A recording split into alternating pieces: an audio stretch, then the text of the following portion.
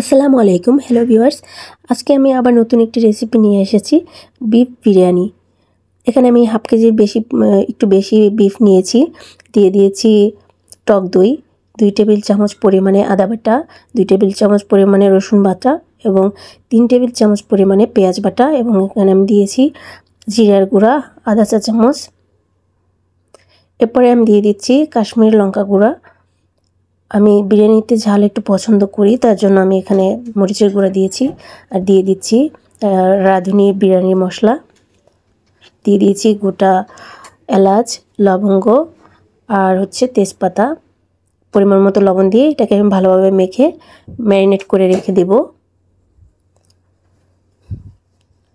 এবার একটি fry pan নিয়ে নিয়েছি। ফ্রাই প্যান গরম হয়ে গেলে আমি তেল দিয়ে দিচ্ছি। তেল গরম হয়ে গেলে আমি একটু পেঁয়াজ বেরেস্তা করে নেব। আমার রেসিপিটি যদি আপনাদের ভালো লাগে তাহলে অবশ্যই আমার চ্যানেলটি সাবস্ক্রাইব করে রাখবেন এবং কমেন্ট করে জানাবেন। এবং ফেসবুক পেজ থেকে যারা ভিডিওটি দেখছেন তারা অবশ্যই আমার পেজটি ফলো দিয়ে রাখবেন এবং পরবর্তী ভিডিও পেতে আমার চ্যানেলটি সাবস্ক্রাইব করে রাখবেন।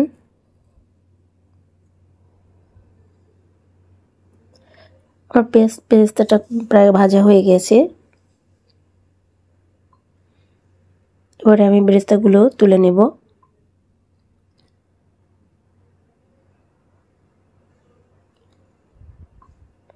আপনারা যদি আমার প্রতিটি টিপস ফলো করে রান্না করেন তাহলে আপনাদের বিরিয়ানিটিও অনেক মজাদার হবে।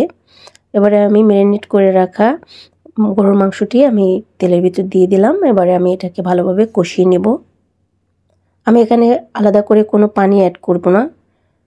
মাংসটা যখন ভালোভাবে কষানো হয়ে যাবে তখন প্রয়োজন পড়লে আমি সামান্য পানি দেব এবং আমি সম্পূর্ণ মাংসটা ঢাকনা দিয়ে ঢেকে রান্না করব।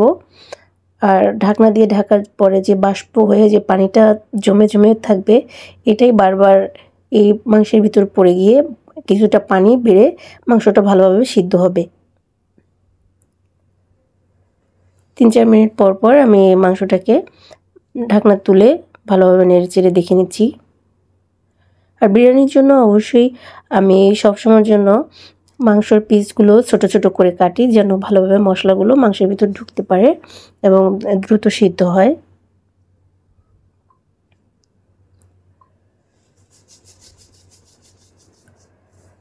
আপনারা চাইলে গুঁড়ো মরিচটা অ্যাভয়েড করতে পারেন। আর এদিকে আমি চাল আগে থেকে পোলার চালটা আলাদা পাত্রে আরেকটি চুলাতে ভেজে নিয়েছি। তেল এবং ঘি দিয়ে পোলার চালটা ভেজে নিয়েছি। এবারে সেই চালটি আমি মাংসের মধ্যে দিয়ে দিচ্ছি। এভাবে আমি 2-3 মিনিট ভালোভাবে রান্না করব। এরপরে আমি পানি দিয়ে দিচ্ছি। এখানে আমি যতটা চাল নিয়েছি তার দ্বিগুণ পানি ব্যবহার করেছি এবং আমি দিয়েছি 1 কাপ পরিমাণে দুধ। এই দুধটা সহই আমি দ্বিগুণ পরিমাণে পানি ব্যবহার করেছি। এবারে আলুটাও আমি আলাদা একটি চুলায় ভেজে নিয়েছি। সেই আলুগুলো আমি ভালোভাবে বসিয়ে দিচ্ছি।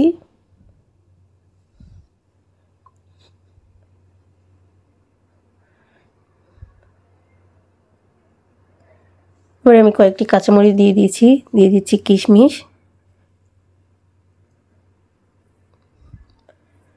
ভালোভাবে নেড়েচেড়ে রেখে দিব। আমি একটু বেরেস্তা দিয়ে দিয়েছি, তাহলে সুন্দর একটা স্মেল আসবে। এবারে ঢাকনা দিয়ে ঢেকে আমি মৃদু আঁচে রান্না করব। চালটা ফুটে গেলেই আমি এটাকে নামিয়ে নেব।